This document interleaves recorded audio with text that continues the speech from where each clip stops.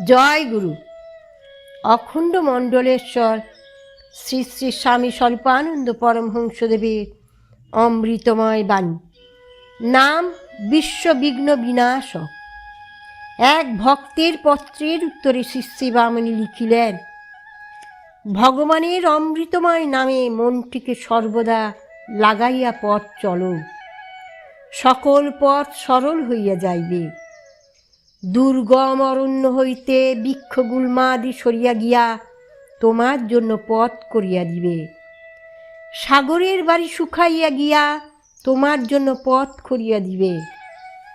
পাহাড় পর্বত সমতল হইয়া তোমার জন্য পথ ছাড়িয়া দিবে।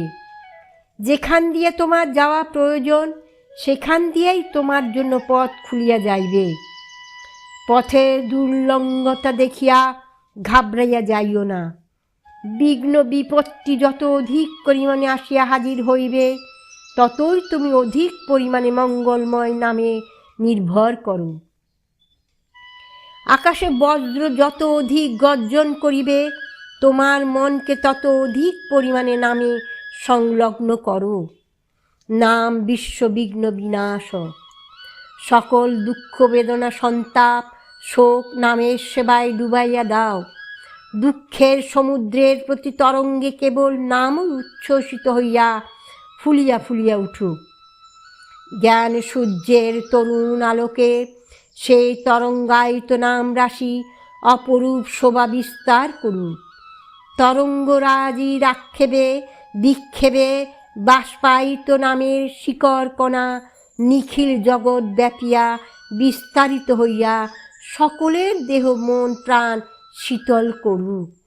তোমার দুঃখাবিহত চিত্তের সমুদ্র মন্থন কোটি বিশ্বের জন্য শান্তির অমৃত আহরণ করুক।